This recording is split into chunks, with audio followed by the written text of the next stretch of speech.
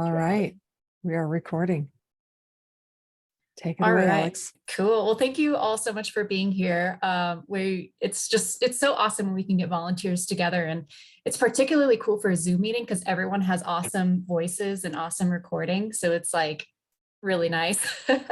And as you may or may not know, we have over 100 volunteers. So I'm super happy. It looks like we have like 30 people in here. I mean, I can't count all these, but that's a really I think awesome we have turnout. 26. Nice. So good for you guys for being here. And I got all of your questions through the RSVP form. So I'm going to try my best to answer all the questions. And feel free to stop me if I'm going too fast or if you have any questions at all. And there'll be some opportunities for some conversation kind of throughout as well. So I'm going to share my screen here. Where we go? Hold on one second. All right. Can you see my screen? It has the big logo and programming and listener metrics. Perfect. Yes. And I hope everyone has their cocktail. So it is a happy hour after all. All right. So I'll go ahead and get started here. So yeah, today we're talking about the programming listener metrics, which is one of the most common questions we get from our volunteers. You guys want to know who's listening, what kind of people are listening, how often are they listening? So I'm going to try to answer all of your questions. I got a lot of questions. So yeah, just let me know if I'm not answering anything as fully as you'd like, and I can dive deeper. There's a lot of information. So so I wanted to start off by saying, I got a lot of questions for very specific shows, which is awesome. I'm not going to spend too much time going into very specific shows during this meeting, just because we have over 200 shows.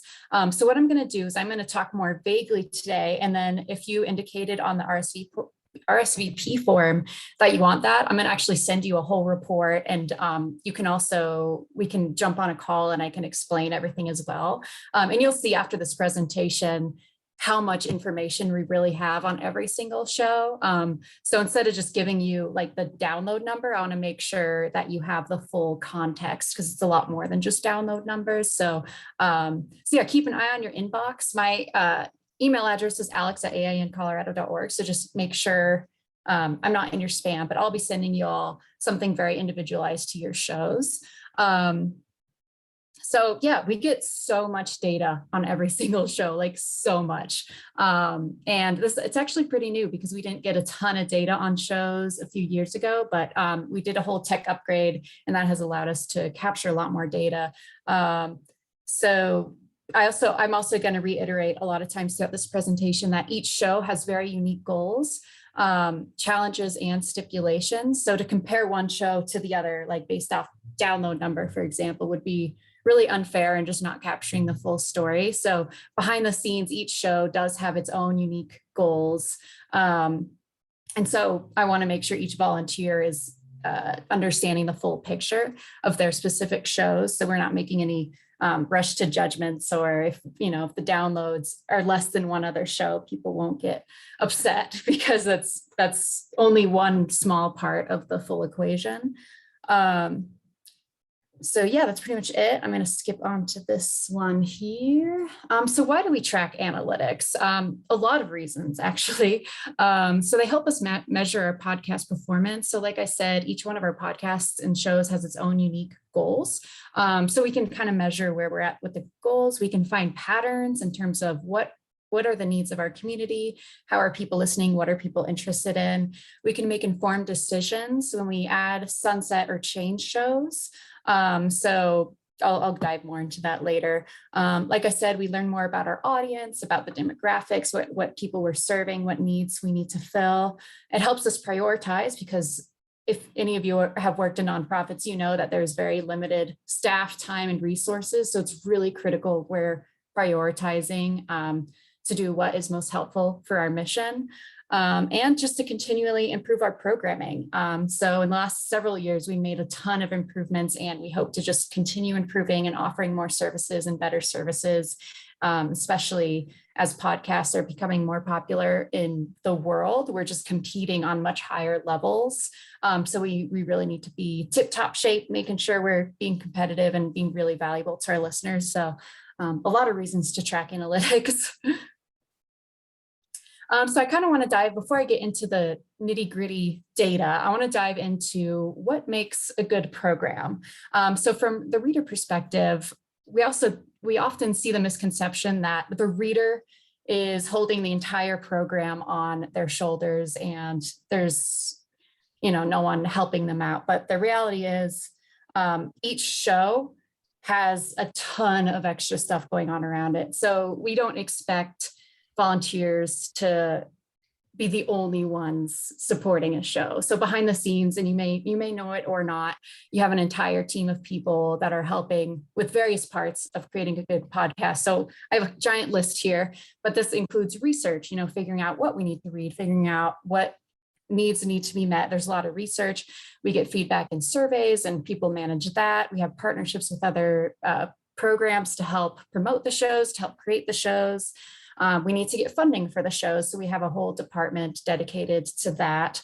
Reader support, which is like Lauren, your volunteer coordinator, provides the bulk of that reader support, just making sure you're supported, making sure you have the help you need, the training you need. We need to design podcast artwork. We have post-production in some cases. The list goes on and on and on. So I won't go through everything in here. But what I really want to reiterate is that it doesn't all weigh on your shoulders. And you have a whole team supporting you, whether you know it or not. And you play a very, very centralized role in it, but you're part of a bigger team. And this next slide just kind of reiterates, who do you have that's supporting you? You have staff. So we're up to 11 staff now that helps run the whole thing. You have 100 other readers that help support our brand and our programming and give us a well-rounded selection. We're starting a programming support volunteer role. So that's going to be people who are going to help us audit shows and create transcriptions. And then we have the programming advisory committee, which has been around for about a year, but they're actually a group of blind and visually impaired people that help us make programming decisions. And they help us know what gaps we aren't filling that we should be filling. We're going to have listener outreach volunteers to help us reach out to your listeners. And then we have third-party contractors that help us build our studios and various other things. And then we also partner with a lot of other organizations that help us find content or spread content. We have a partnership with the Center for People with Disabilities, for example. We have a partnership with Colorado Sun. So a whole team of people to make these happen, and you all play a really, really critical role. So when we're building a show, some of the things we consider is, first and foremost, does it align with our mission? What's the size of the potential audience, and is it worth this investment that we're putting in as a community to build this show? What is the organization's capacity? Like, for example, do we have enough volunteers? Do we have enough staff to support this? The cost of the show, is it going to help enough people to be worth all the resources we're spending on it? What are our priorities of that time? What are the needs of the community? So those are all the things we consider when we're building a new show. So I got a few questions about that, so I figured I'd throw that in there. I'm just going to take a moment to get a drink real quick. All right, so now I'm going to dive into some of the kind of nitty gritty KPIs. So KPI is key performance indicators.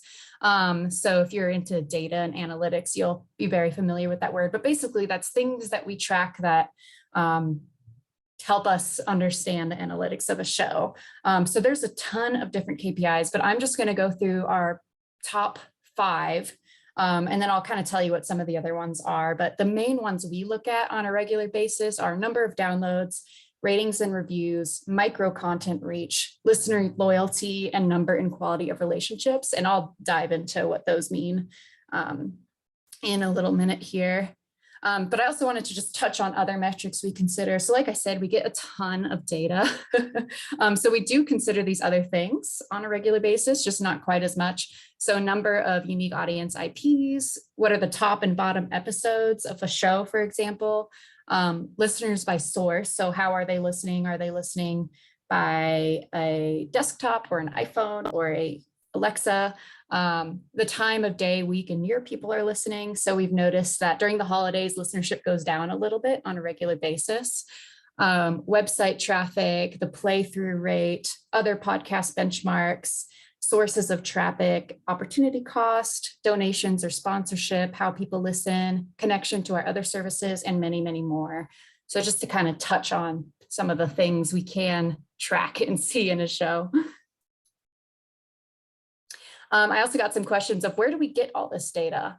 We get it from a ton of places. First and foremost, we get it from Amperwave, which is, if any of you are doing your own podcast, you're probably more familiar with like Podbean or I forget the most popular ones, but they're basically just where the podcasts are hosted to be shared to like Spotify and Apple Podcasts, but they collect a ton of data and give us really nice summaries.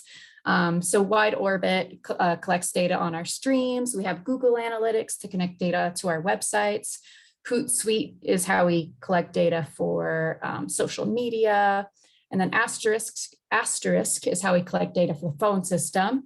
And then we can also collect data from sign-up forms, listener reviews, surveys, committees, and a lot of other various places.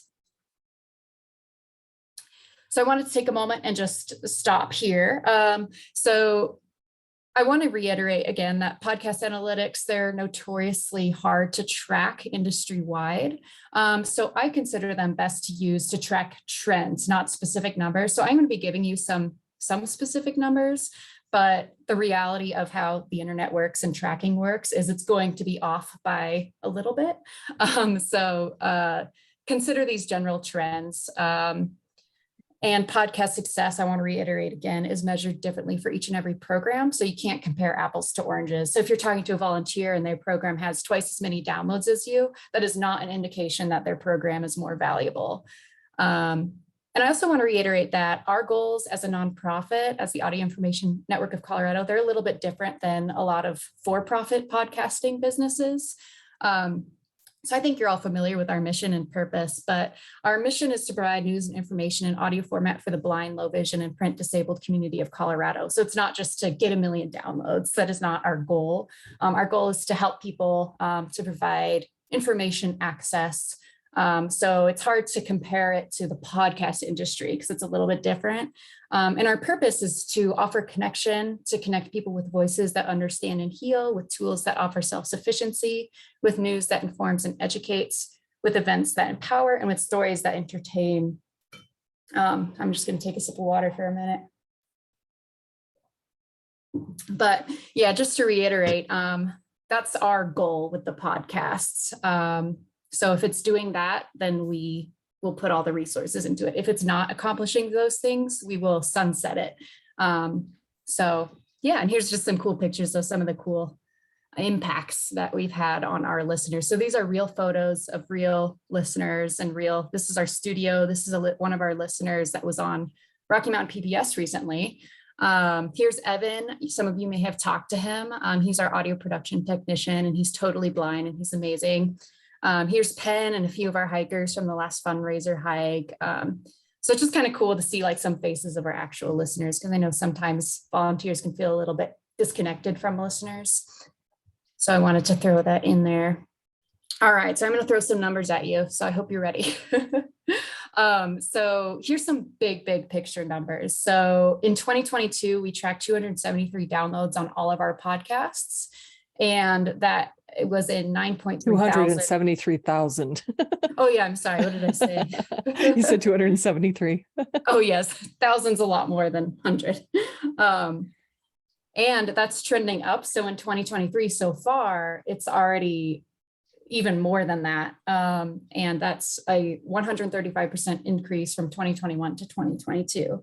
So we're growing pretty exponentially. And so that's really exciting to see. We've published 9.3 thousand episodes in a year. So that blew my mind when I calculated that number. That's a lot of episodes. We have over 110 volunteers. So I'm happy to have the 27 of you here. That's amazing. And also really important statistics is 50% of our downloads are coming from Apple Podcasts, which we just introduced in 2021, I believe. So that's a really significant way we've met people where they're at. People are using Apple Podcasts. So I also got a lot of questions on what's popular, what's not popular. So I wanted to go over some of our most popular shows. And some of you in here actually belong to these shows, but don't feel bad if you don't, because like I said, downloads are not the only indication of your impact on people or the success of the show. But it's still interesting to see what is getting the quantities of downloads. So I was looking at worldwide, and our 3 most popular shows are BBC Mundo, which is a Spanish program done by our volunteer Claudia, who's not here today. The New York Times in Espanol, done by Marielle, who I think is here today, right? I thought maybe. Hey. I can't see everyone. Hello. Yes. So that's exciting. Yeah, I'm so proud. Yeah, and you do an amazing job. Yeah. So yeah, that's one of our most popular shows. And then the New York Times book review by Nora, who I don't think is here today, is 3rd most popular worldwide. And then in Colorado, it's a little more localized. So our original podcasts are super popular. So that's like After Sight, which is a podcast where our Penn Street, she is visually impaired and she interviews other people that are visually impaired, and it's been really well received in the area. And then the Denver Post. So I know we had some Denver Post people here. That's always been a very wanted one because it's Colorado wide and it's one of the main papers. And then the Colorado Sun, which is actually a new one. Well, we've done it once a week for a couple of years now, but we just increased it to every day. So we have a lot of volunteers on that supporting that show. So again, we have over 120 shows. So being in the top 6 is awesome, but do not feel bad if you're not in the top 6, because like I said, they just all have different goals. We just had a question about, and I answered it in the messages, and I realized other people might have this question about whether all of the programs are also put out as podcasts.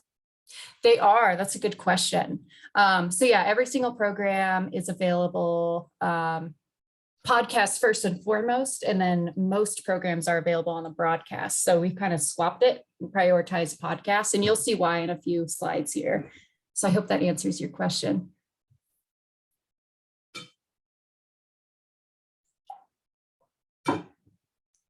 All right.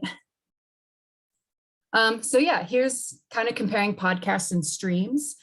So both our podcasts and streams are available 24/7. So podcasts are what's downloaded on demand, like when you go on Apple Podcasts and you look up a show, that's a podcast. But we also do have streams, which some of you may not have known about, where they're 24/7. Think of them as radio channels.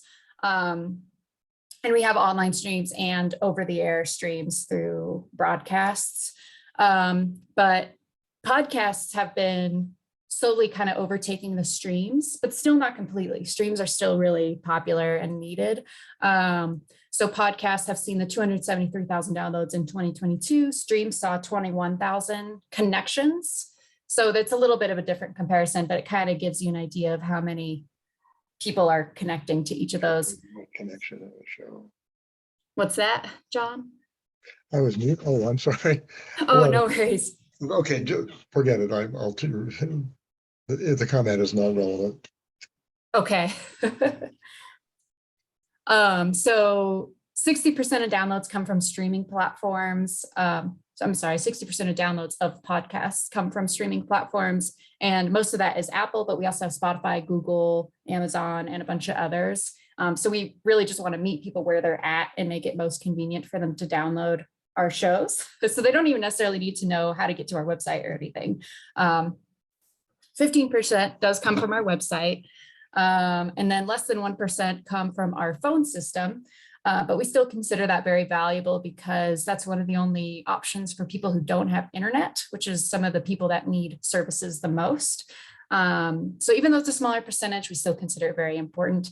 And then there's also a huge estimated number of downloads we just can't track.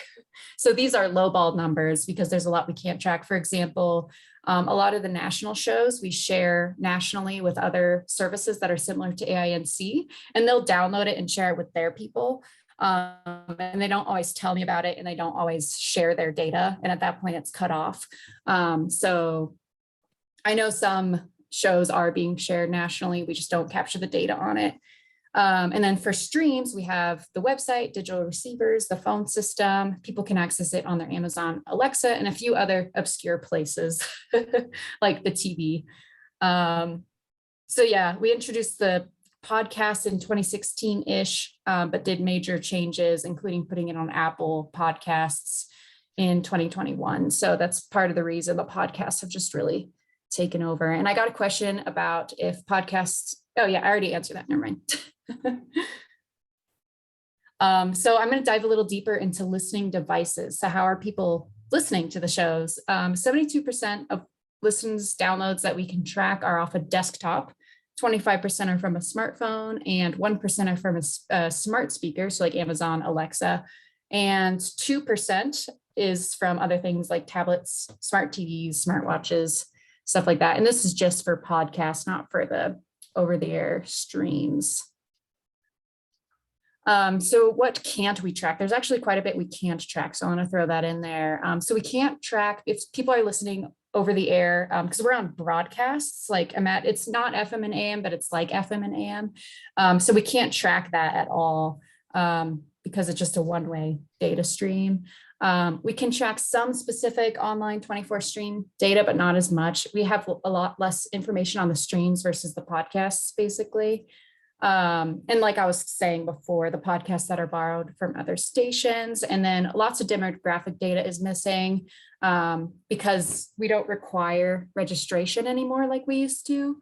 So if someone has their browser settings set to private, for example, there's a lot of information we can't track on them. So we're estimating, and I actually think it's probably more than this, that 80% or more of our listeners are not actually registered. And that means we likely don't have very good demographic data on them because it's just relying on web browser and cookies and stuff like that.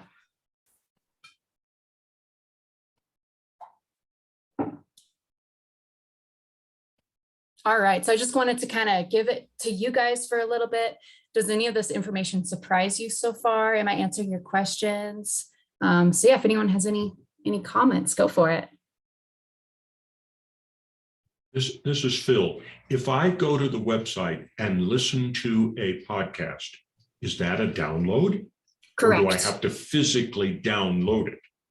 Yeah, so if you just click on it, that is considered a download. So Okay. I think there's like a minimum, like it's like 2 minutes, and we can track if it's like listens that are over 2 minutes versus listens that are under 2 minutes. Okay. So Thank you. yes, yeah. Thomas Fears, are you raising your hand? Yeah, this is all very interesting to me. I had no idea of the depth and penetration and the scope. I guess something that kind of pops up for me, since you're in that community, and we've heard also there are other states and other organizations doing this similar service. How have you looked into how Colorado compares with its overall national and international reach, as well as expansion or scope in state with other state programs? Like in terms of like the analytics. Sure. Yeah.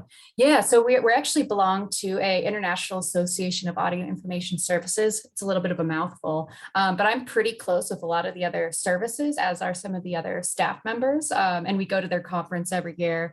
So we're in pretty close contact with them. That is one of the industry difficulties in the audio information industry is we don't track things the same way, and a lot of the other services don't have as much tracking as we do. So from what I've gathered, we're one of the larger ones with more funding, more people, more shows. But yeah, that has come up, like, can we compare analytics? But as it is right now, some of them are one volunteer nonprofits, so they just don't have the capacity. We don't have a standardized thing in the industry. In terms of other, there's nothing comparable in the state of Colorado that does what we do. The closest thing I can think of is the Colorado Talking Book Library, but they kind of do a completely different thing. They focus on books. So yeah, there's not too much comparison we can do on that front, unfortunately. I hope that answered your question. Any other questions before I move forward? I have a question, Alex. Yeah. I'm curious, over the years, I've never really had specific feedback from listeners saying, you talk too fast. I'm not fully enjoying the choices you're making. And I'm curious, do we have that kind of feedback available? We do. We have quite a bit of that kind of feedback coming in. When we've had very specific feedback for a specific show, if it's something the volunteer can change, we will let you know. And that's if it's good or bad feedback. So I think in the last few years, we could have shared that more. We just, lower capacity, but we're at least, the last several months, we've been really sharing it more with the volunteers. So yeah, I think that answers your question. But yeah, we do get quite a bit of that. And I'll dive more into that kind of feedback that we get as well in a few slides here. Anyone else? All right, well, I'll move forward here. Thank you for the great questions, by the way. Okay, so number of downloads. So before I gave you a number, I forget what it was, 273,000. So that was for 2022. But just before this meeting, I'm like, you know what? I'm curious about what it is a year from today. And it's been 306,000. So that kind of shows the exponential growth. So downloads is one of the first things we look at when we're just tracking how a show is performing. So different shows, they range from over 10,000 to a lot lower. And as I've reiterated, that's not a bad thing if it's lower. And then so ratings and reviews. So we actually get quite a bit of ratings and reviews. This is listeners, calling in or listeners filling out surveys and giving us very, very, very specific feedback. So we do at least one survey throughout the year, sometimes more. And then we have a call-in line. So people can call in and leave comments. That's varied in success. And then we also get reviews on Apple, Spotify. So you can actually go on Apple, look up your show, and you can see if there's any reviews there. And then I mentioned the Programming Advisory Committee before, but they're a really, really pivotal part of this process. So we meet with them monthly. And they are a group of blind and visually impaired people that have signed up to give us some direction. And then listener comments we get in various ways, from call, email, in person. We're trying to increase that engagement as well. I will say, I'll go back one here. Our specific demographic is one of the harder demographics to reach. The average age is 70 of our registered listeners, and a lot of people, when they're newly blind in life, they don't often learn how to use a computer right away, or they don't have internet. So it's one of the hardest demographics to reach. So we expect our volume of ratings and reviews and feedback to be lower than some other organizations with other types of, younger demographics. So I just wanted to throw that out there. I feel like interjecting that often with our listeners, no news is good news, because we have noticed that people are very willing to tell us when they don't like something. And occasionally we can also get some warm fuzzies out of people. But basically, if we're not hearing anything about your program, then that's good news. Yeah, that is true. But we did get some survey responses. So 90% of people who replied to the survey say that AINC supports their independence. 90% says that it helped them connect their community to their community. And 75% said the human voice is important. And we actually asked this question because some other organizations, so the NFB Newsline, they do something kind of similar to what we do, but they use a lot of robotic voices that are automatically created versus we use human voices, you guys. And so we do get that question. We're like, well, why don't you guys just create robot voices? Well, 75% of our listeners say that the human voice is important. And a lot of our feedback is they feel connected to the reader and they feel less lonely. So another reason that we have volunteers reading instead of automatically created voices. So I'm going to read a few of ratings and reviews that we've gotten in the last year, and we've gotten a ton, so I'm just going to highlight a few of them. This one's from Lupe, one of our listeners, and she said, "It's more of a help to people than you realize. It opens up the world." It's a very simple one, but I really liked it. Here's another one from Sandy. She said, "Thank you for what you do for the community. Your service is an inspiration and a big help." And this one's really long, so I'm actually going to ask someone else to read it if anyone would like to volunteer to show off their radio voice. I'll do it. Or I'll just, yay, all right, It's Monica. Monica, go for it. Let me know if it needs to be bigger or anything. Yeah, the very last line, I can't make out that. Let's see here. I can, When I get to it, okay, just let me know. I can Oh. zoom in. that made it worse. Now I can't. Hold on. If you can make it regular, maybe you can do the last line for me. Okay, sounds good. Take it away. Hi, I am a 72-year-old great grandma. Live alone in my mobile home, get along okay, but have diminishing eyesight and get headaches while watching TV. But I listen to AINC every day, mostly in the evening, and stay up to date with the world around me. i.e., while I live in Federal Heights, my grandchildren live in Greeley, and the listening of the Tribune allows me to know what is happening where my granddaughter lives, and it really enhances our phone conversations with her. Many times, I let her know what she might have missed in my own community. I love and relax to the many readings of books and stories, news, and humor too. I have the echo you provided me, but I listen on channel 6-2 PBS station. Missed it so much last year when the PBS station building moved last year, and it took a while to get AINC back on the air. I even called and mailed the PBS people to please turn the switch back on to allow channel 6.2 to be accessed with the French setting on my audio on my TV. I want to thank you all for being very essential workers and thank all that have contributed to. I'll finish it off from there. To the audio service that I enjoyed, depend on, and maintain my sanity with. God bless you all. And that's our listener, Marilyn. So it's a long quote, but I feel like it just shows a lot of like the impact. So you're helping her get the news in her local area, but you're also helping her connect with her grandchildren. So yeah, it's just a cool quote that we got. This isn't actually a photo of her, it was just a cute photo.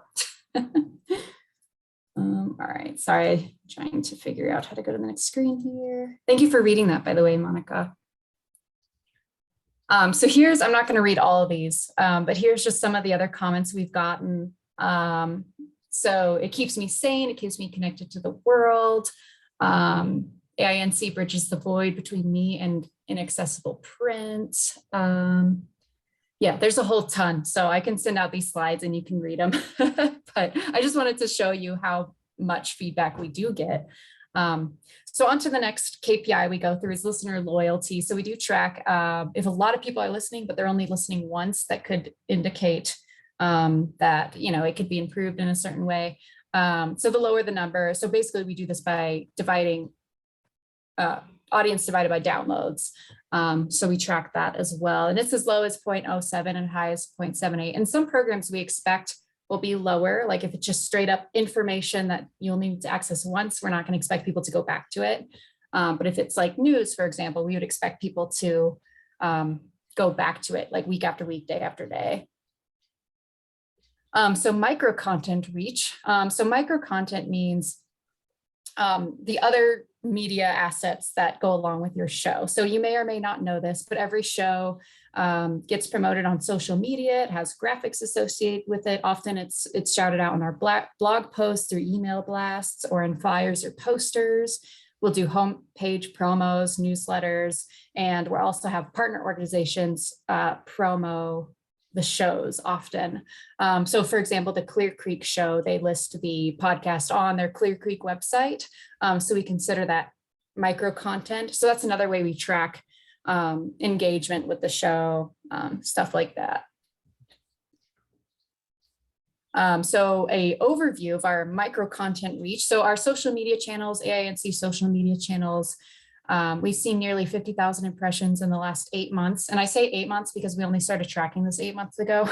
So I would do a whole year, but we have 2,000 social media followers. Our website sees nearly 10,000 website users, and our email blasts have 2,000 newsletter subscribers, and all those are growing in general trends.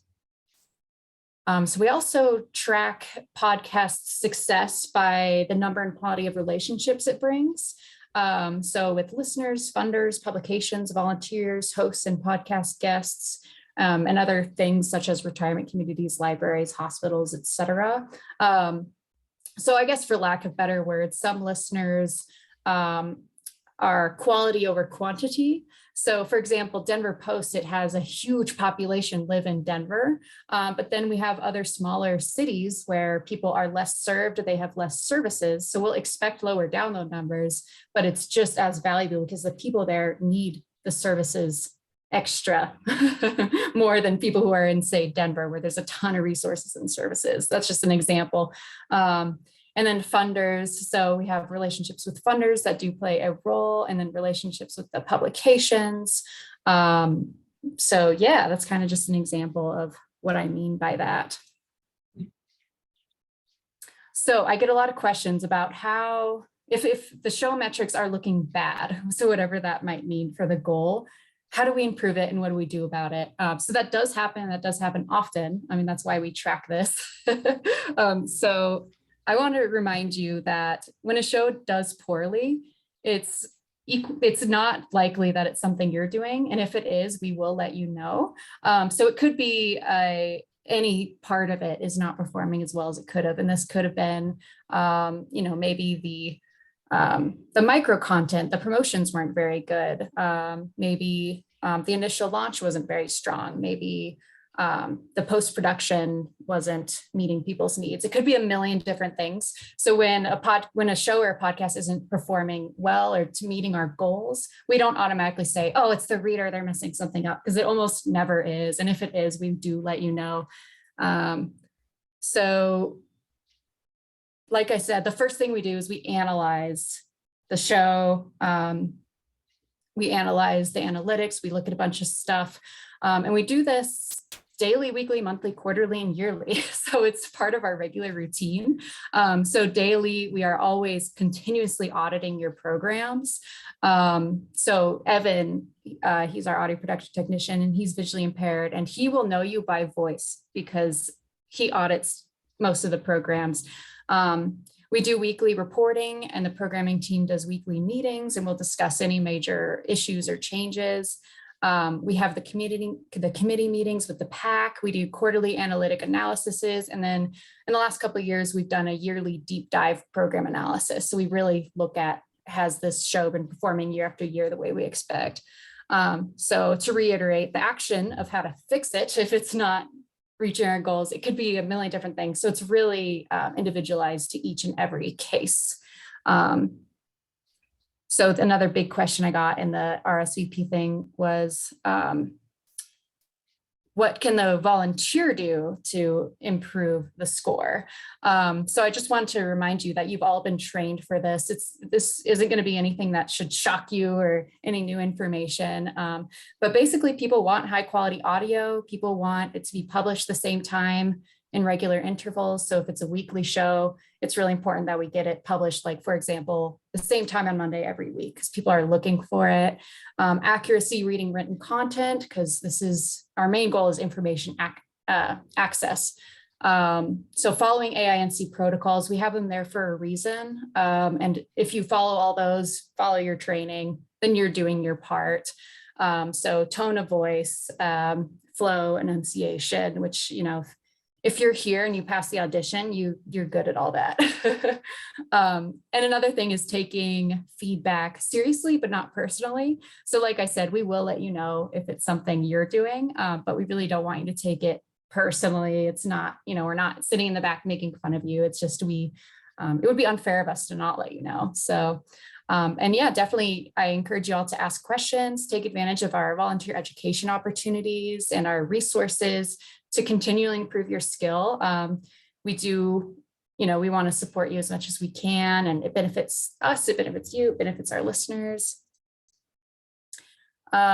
So I know we're running out of time, but I have a few more slides to get through. So I understand if people need to leave. But before I dive into this next section, I think I only have probably about 10 minutes more. But I wanted to give anyone an opportunity here to ask any questions or anything if you have to jump off. And I'll also do more questions at the end.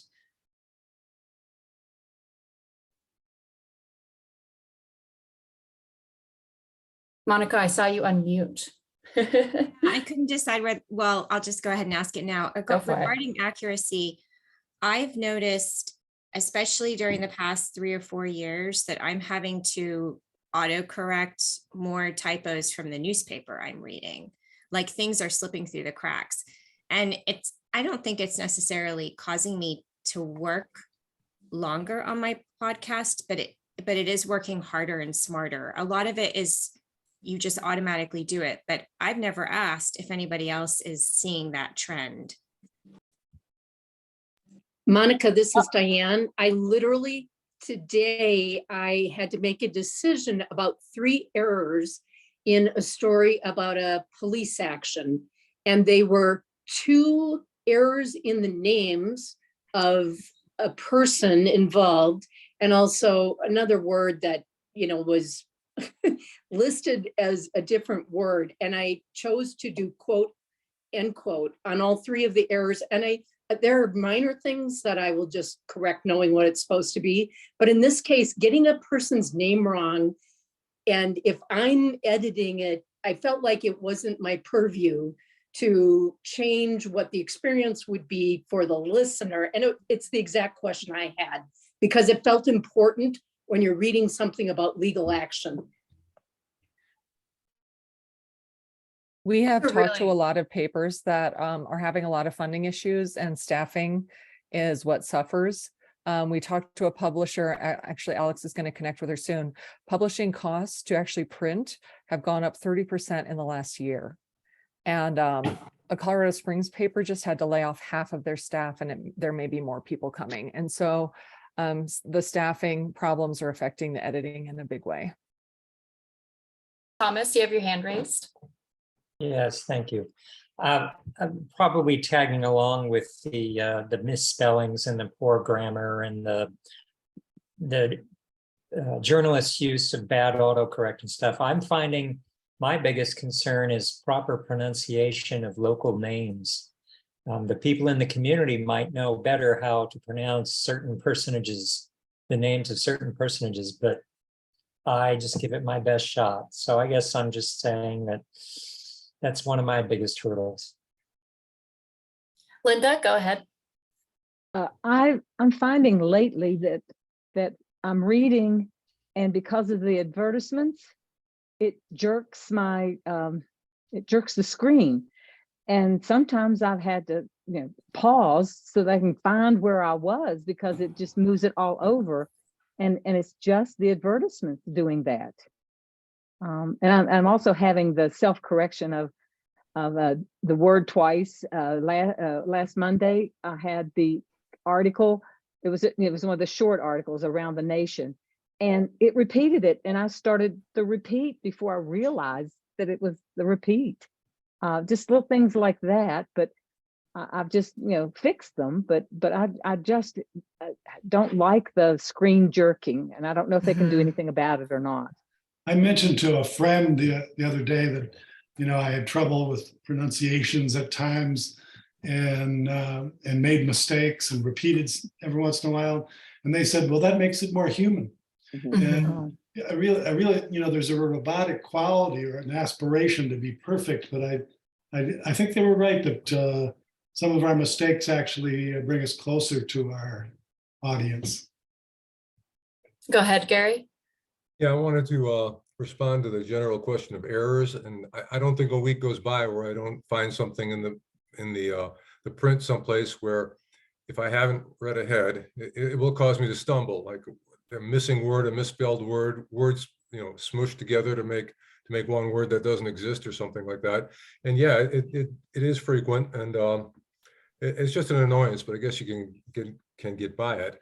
And to Thomas's remarks about pronunciations, hardly an article goes by without scratching my head over, say, some Ukrainian name or a town here, or even in the Southwest.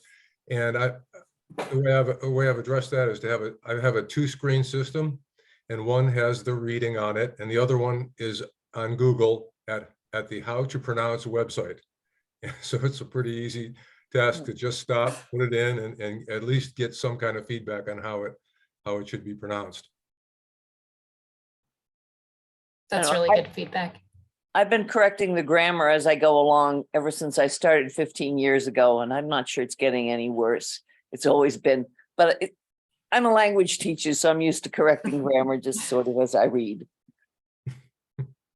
Little comment about the pronunciation. Gary's point is good, but I found that sometimes for exotic is the wrong word, but let's say, unusual European names or words, different websites will give different pronunciations. So you can't necessarily take any one thing as authoritative, but obviously with the limited time we have available, you have to do your best. So errors are not fatal. I don't know if anybody complains to us that a reader mispronounced such and such.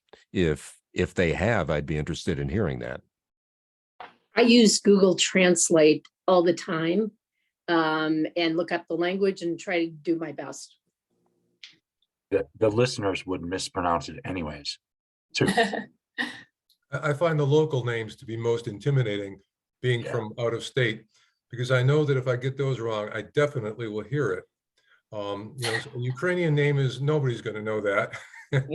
But I had to look up Puda River to be sure it wasn't like, powder or poudre or something like that. But it's the local ones that I find the most challenging sometimes. I was advised early not to apologize too much, just to do the best pronunciation I can and keep moving.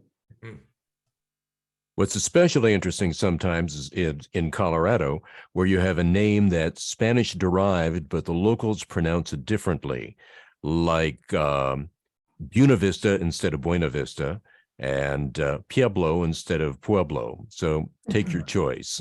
But I've heard Pueblo too. Yeah, those are all really, really good things that you notice. And I think you all answered your own questions very well. Yeah, pretty much. I'm trying to remember all the questions, but in terms of Colorado pronunciations, if it does help, we do have a Colorado pronunciation guide, and it's not 100% accurate, but it goes through some of the most common things. And there's a lot of examples like that, like you were saying, Don, about words that should be pronounced a different way, but locally are pronounced technically wrong. But yeah, if you notice grammatical mistakes, I think what Diane was saying was perfect. Like if it's something that you can just correct on the fly, go for it. If it's something you aren't sure about and you don't have time to, spend a bunch of time researching, you can just say, put it in quotes so people know it's not you reading it wrong. I think that's perfectly fine. And we always tell our volunteers, like, mistakes are totally normal and they're totally fine. We never, ever, ever expect perfect audio. And I think it'd be doing everyone a disservice if we did, because then you'd be spending so much time making it perfect that everyone would want to quit. But our volunteers really, or our listeners, excuse me, they don't, if you stumble here and there, that is no problem at all. We've never gotten major complaints about that. We've had a couple complaints about things pronounced wrong. But a general rule of thumb is, look it up, like use those tools online, like if you can pause it and look it up. But if you're still not sure, just make sure you're pronouncing it the same way throughout the article, and chances are no one will notice. And if they do, they'll let us know and we'll let you know. It's no big deal. So yeah, just do the best you can. We are not expecting perfection. And we are aware that newspapers are kind of getting a little messier. But yeah, I think everything y'all said, I think was perfect. And yeah, it's interesting that you're all experiencing that. Can I ask where we would find the Colorado pronunciation guide that you mentioned? Yeah, so if you go to the volunteer portal, and then there's like a help tab, and it's in the resources in there. I'll actually send a link to all you. after this meeting, if that's all right, because I'll need to dig for it. There's a ton of information in there, so I'll need to dig around a little bit, but I can send you all that. Why don't we send that out tomorrow when we send the link to people who, if anyone wants to watch the video? We can just Perfect. put it in the same email. It is Pooter River, isn't it? Yes. Thank you. It is. I actually didn't know that. I've lived here my whole life, so. I had a friend who moved to Colorado Springs from Kansas, and we have a street called Cache La Poudre, and he called it Cache La Poudre. And I cringed. You can tell That's who's funny. local. Yeah, that is true. But yeah, just do your best, but don't worry too much about it. This is my main advice. Yeah, I agree. All right. Well, again, I know I'm going over time, so I will not be offended if any of you need to head out, but I think I'll continue on if that's all right with everyone. So audience, understanding our audience. Oops, let me go back here. So we got a lot of question about like, what types of people are we serving? What's their demographic information? Where are they? How old are they? What's their gender? What are their wants, needs, behaviors? We have a lot of that information for you. So as you probably know, the majority have vision loss, but actually not all of them do. So that when you say print impaired, that can include a lot of different things that aren't vision loss. So for example, someone that had a stroke and they have a hard time holding up a paper, that's considered print impaired. If they're dyslexic, that can be considered print impaired. But the majority have some form of vision loss or blindness. The majority preferred large print or internet communications.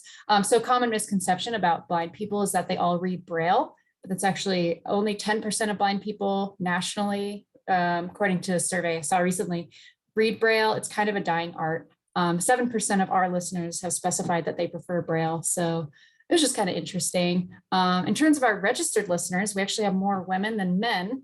I don't know why. It's just kind of an interesting finding. The average age is around 70, but our youngest is 8 that I found in our database, and the oldest is That's your answer. 106. Yes. Sorry. Your answer to why there's more women, the average age is 70. That's probably why. Women live longer than men, I guess. Yeah, that is kind of true. Most live in a household of 1 to 2 people. It's a lot of retired age people, so that makes sense. 13% are veterans. Most are low income. Most have cell phones and internet. However, 6% are without internet. And yeah, I said this earlier, but so we have around 2,000 that are registered, but most listeners, as we can see from that download data, are not registered. So this specific information is really only accounting for, I'm estimating, like 10% of our listeners. So take this with a grain of salt.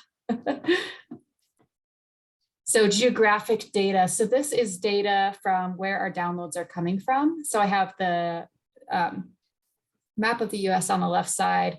You can see Colorado is obviously the most popular, but we have quite a bit in California, Texas. I'm actually ignoring, what state is this? Virginia. Virginia, thank you. I'm ignoring Virginia. I know it looks like there's a lot there, but that's where Spotify's servers are. So it's skewing it. So pretty much ignore that, but we're getting a lot from the coasts here in Texas and stuff. So zooming into Colorado, so 57% of the state's population lives in this red circle. And you can see these orange circles are where our downloads are coming from. So that makes sense. We're a lot on the Front Range, but we do have quite a bit coming in from these other less populated areas as well. So most of our shows are serving the Denver areas. But like I was saying earlier, that doesn't mean they're more important, because these areas, especially out in the mountains, are really in need of services. So we make sure to serve them as well, even if there's not as many of them. So I also got some questions about race and ethnicity. So again, this is only accounting for like 10% of our listeners. So take this with a grain of salt. We can't track a lot of this. So 74% have identified themselves as white, non-Hispanic, followed by Hispanic Latino at 14.6%. And I think the next biggest category is Black African American at 4.8%. And then prefer not to answer is a large category. And then some of the other ones are smaller. So just kind of interesting. So lastly, I just kind of wanted to cover, let's zoom out way bigger in terms of the podcasting industry, which is a little bit different than the audio information industry, but it's still kind of interesting. So there are over 2 million podcasts in the world and over 48 million podcast episodes. So that kind of gives you a scale of, and our competition in a way, because our audience will be on platforms where they'll get access to millions of other podcasts. So we do need to be competitive. 80% of podcast listeners stay tuned for most or all of the episode. 44% of the US population has listened to a podcast. So beyond people who are blind and visually and print impaired, it's just a popular medium to access information nowadays. So over 2/3 of listeners act based on the ads that they hear on podcasts. The average podcast gets 141 downloads per episode. The number of Americans listening to a podcast each week has grown 120% over the past 4 years. And industry experts predict that there will be over 160 million podcast listeners by 2023. So that's kind of, although newspapers are kind of dying, the form of information via audio is growing. So and some people, they make that assumption of audio information services are dying with newspapers, but I think that's not true at all. We're just adapting. And this was sourced from codeless.co podcast statistics. So yeah, I just kind of want to conclude here with some key takeaways that I hope I expressed to all of you. So if the show that you're reading is still around, that means that we have carefully deemed it valuable to our mission and listeners. We go show by show, making sure every single one is worth the work, because it's a lot of work and resources that goes into every single show. And we do not want to be wasting your time, our listeners' time, our funders' time. So if it's still around, rest assured we have deemed it valuable. If we ever decide a show that you read needs to be changed or sunsetted, never take it personally. You could be doing the best job you possibly can be, and it's just not reaching very many people, or we just don't have enough resources to promote it to the level it deserves. So never take it personally if that happens. We've also seen demographics change where there used to be listeners in an area, but because a lot of our listeners are older, and sometimes, the cycle of life and and then we'll end up with a greater concentration in a different area. That is very true. And same with topics, like some topics just, change interests. So never, ever take it personally, because it never is. Determining program performance is a critical but very complex process, as you can see from these slides. Creating a successful show requires a lot of people, work, and time. No matter how big or small, we strive to make data-driven and listener-driven decisions. And you, as the readers, you deserve to know the stats and the goals and the plan for your show. So I encourage you to reach out if you have any questions. And like I said, I'll email anyone who wants really detailed kind of background info on their specific show. I'll email that to you, and then we can, I'll give you an option to set up a meeting with me, and you can ask me whatever questions you want, very specific to your show. So I just wanted to end with some really cool stuff I want to make sure all the volunteers know about, totally unrelated. But I don't know if you guys are aware, but Evan started a volunteer spotlight podcast where he interviews a volunteer every month, and they talk about their experience. They talk about really interesting things. It's literally directed at our volunteers. So I really encourage you all to listen to it. It's really interesting. John, you were on it last month, right? So yay. Yes. So voiceover and recording help with Jonathan. So this is a new thing we've been offering. So Jonathan is our podcast producer, and he is an audio professional. Like if you have questions about audio settings or mics or tips on how to speak a certain way, he is your person to talk to. So he's offering pretty much open office hours, for lack of better words, Wednesdays 9 to 11. And you do have to make an appointment, but that's all on the volunteer portal. Can I jump in?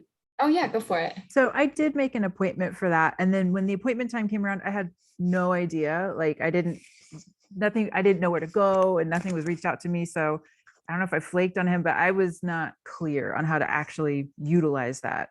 Oh, okay. That's good to know. Yeah, it should send you a email. Yeah, it does. Yeah, I got it just recently because I've met with him a couple times, but it's an email with like a Teams. I think it was a Teams link. It was Microsoft Teams instead of Zoom that he was using. Yeah, you might need to check your spam inbox, but I'll also give you his email too. So if that happens, you can email him directly. But yeah, definitely let us know if it happens again, because we want to make sure that's not recurring.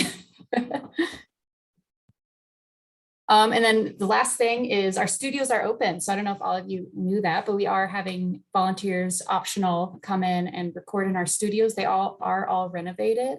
Really nice microphones, really nice soundproofing. So if you're in Colorado, around the area, I just want you all to know that you are invited back in. So yeah, that's my last slide. And if you guys have any other questions, I encourage you to reach out. We can take a few minutes here and I can answer any questions you guys have as well. Alex, I'm curious, you said that there is availability about a profile of our broadcast, but you said we need to request it, or will this be something that will be automatically sent out, I don't know, yearly? So as of right now, if you requested it in the RSVP form, I'll get back to you. If you didn't, but you want one, just email me. Yeah, if that's something that volunteers would like yearly, we could consider that, but that's something we're doing currently. Alex, a question about access when you're in foreign countries. I have not volunteered when I've been away, but learning that there was someone in Panama. So in Europe, this would be acceptable. If I go for a few weeks, I could do it from there. I did not know totally. that.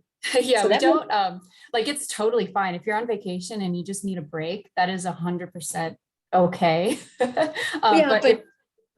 I'm gonna I travel a lot and I'm gonna do more so it's good to know. I'm glad he mentioned that he was coming from Panama doing it, because I've done it in other states when I've traveled, but I have not done it abroad, and so that's good to know. I have one other thing, a question about accessing the papers, because when you're a personal subscriber to the papers, I have tried to keep my personal subscription and my AINC access separate. It becomes very difficult at times because of how the local papers in particular allow access. So I may have a subscription to my local paper. How big a deal is this? Because I go through lots of hoops to try to be really honest about how I'm accessing it. And I don't know if I'm being overboard about that.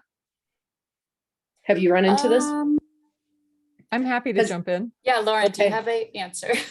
So we provide you with login information so that you can access it without you having to pay for it. But if it's something that you choose to subscribe to, there's no need for you to jump through the hoops of logging out and re-logging in with our information, because there's nothing that's tracked that in any way, influences anything. And so if it's easier for you to just access it through your own subscription, then go right ahead and do that.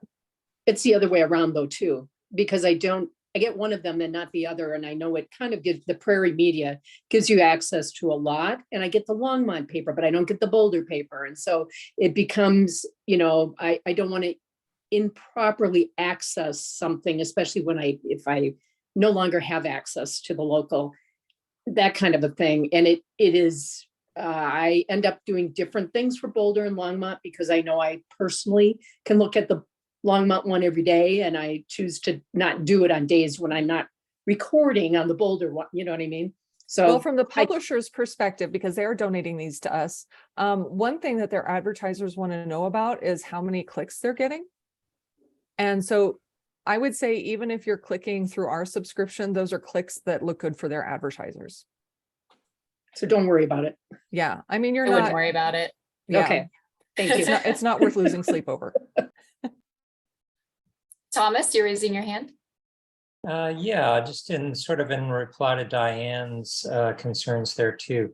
The biggest issue you're going to have, Diane, is having consistent, quiet recording environment with your recording software, DAW, or smartphone. I use Twisted Wave on my smartphone for one vacation, but the quality of your internet to upload your programming when you're done. Boy, one time in Panama, it took me a half an hour to upload my program. And then I think that one might have even taken a couple of tries. So don't go abroad expecting to have good internet unless you know you're going to have good internet. Yeah, and that's really the biggest hurdle I had. I think this will be a really fast internet country, so it'll be okay. Thank you, though. I appreciate you mentioning that you're able to do it. Yeah, and then when I had competing noises with chickens and dogs in my recording environment too. So I prefaced my shows with apologies in advance for the chickens. We've had someone record a show in the bathroom of an airplane before, but the sound quality wasn't fantastic. But I appreciated their that's effort. not ideal. We have these insects down here, and we're in a pretty southern gardening zone, and they are so loud that I've actually had to stop recording and wait for them to stop because wow, the sound comes through the windows when they're all singing at the same time. That's intense.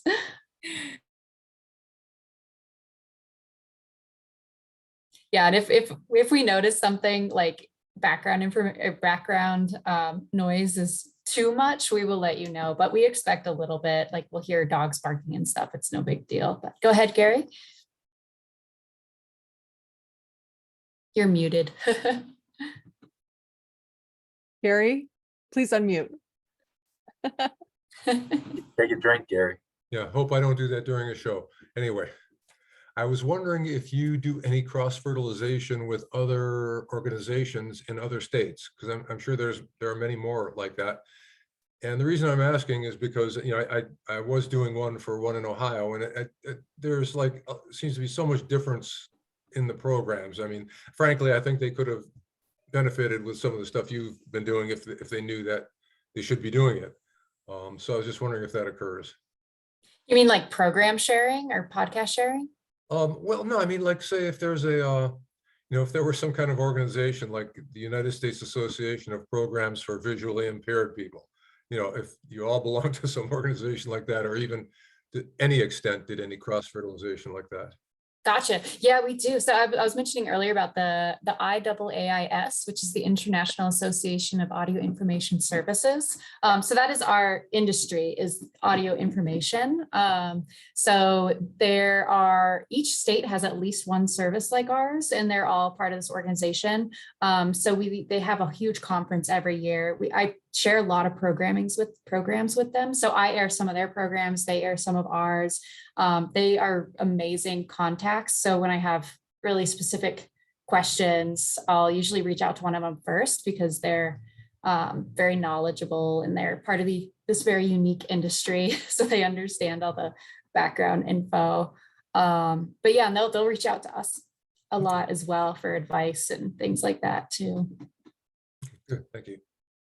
And we're one of the only ones that cover the entire state. So a lot of the other ones, they'll cover just a little city in their state, or they'll cover just a little corner of their state and they're much smaller. We're one of the largest ones in the country because we cover the entire state. So it's a big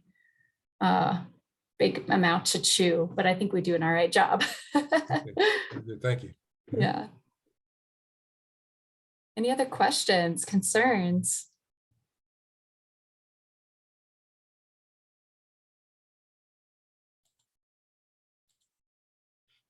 All right, well, yeah, thank you all so much for attending. I hope I answered all your questions. There was a lot of questions and it'll take me a couple weeks to get all the reports and stuff ready for all of you. But if you didn't indicate in your RSVP form that you want that, send me an email and make sure that I know that you want that, because it will take me a little bit to kind of get it all together. But yeah, keep an eye on your inbox and let me know if you don't receive something in a couple weeks. Just send me an email or call or something, but we're always happy to answer any questions you have. And I really appreciate you all. You're all doing an amazing job. We couldn't do this without you. So yeah. Likewise. Thank you. Thanks a lot, Alex. This was great. Yeah. Great Of job. course. Yeah, Good thanks, to see Alex. everyone. It's good to see you Have all. a great weekend, everyone. Yeah. Bye. Bye. Thank you for bringing print to Bye. life. Thank you. Bye-bye. Thank you.